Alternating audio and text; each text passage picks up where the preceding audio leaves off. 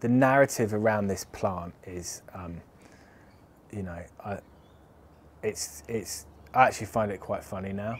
You know, when I started this process, I knew that I was going to be challenging some social norms, and I knew that people would probably think I was off my rocker, basically.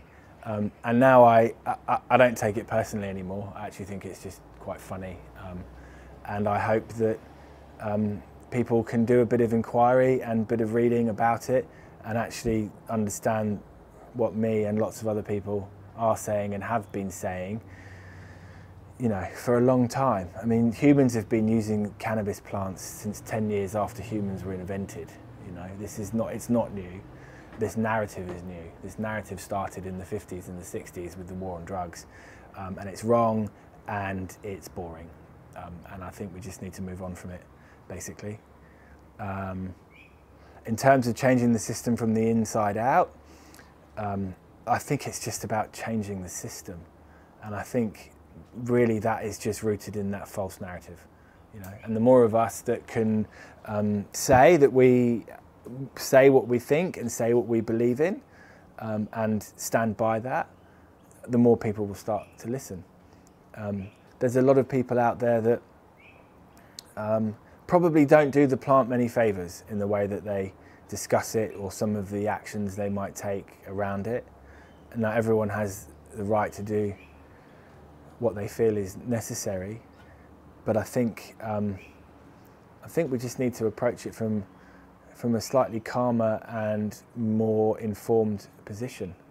And I think that really, once Australians understand that there's nothing to be scared of, and that it's the benefits for this entire country, for the economy, are enormous. You know, we're going through an enormous crisis at the moment, and no one knows what it's going to look like on the other side. And a lot of damage is being done. But a lot of good things are happening as well. And if one of those good things can be that out of the ashes of this crisis, people start to really embrace this plant and all the benefits for Australia and the economy, then, you know, that's a really good thing. But that's only going to happen when people say it as it is, and they say it in a way that doesn't scare people, doesn't make them run away or think that they're doing something bad or illegal. You know, there's so much stigma, and it's so sad because it's a plant. That's all it is. It's a plant with so, in fact, it's a whole series of plants. It's not just one plant. The genetics are fascinating, the different varieties and different things they produce and different places they grow. You know, it's you can spend an entire lifetime studying it, and people have, and they are doing amazing things with it. And I think once we recognise that, yeah, society has an awful lot to gain. The planet has an awful lot to gain. And I think that, yeah, it just needs to start, really. Well, it has started, but it needs to start more, happen more. More people need to embrace it, and ignore what Nixon started, because, you know, people talk about, you know, history judges you, and I think drugs they're actually contravening human rights, you know. He's not a war criminal. Actually, he's a war criminal.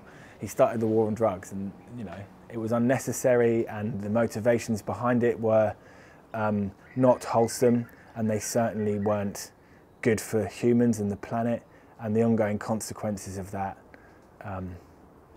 You know, it's a system that really doesn't have all the answers for people, and it's not something that, you know, I don't want to see pharmaceutical industries. I don't want to see it stopped. It's got lots and lots of amazing medicines that are life-changing for millions of people around the planet. All we're saying is give this a go as well. You know, add it in. Don't be scared of it. Let it do its thing, because it's beautiful.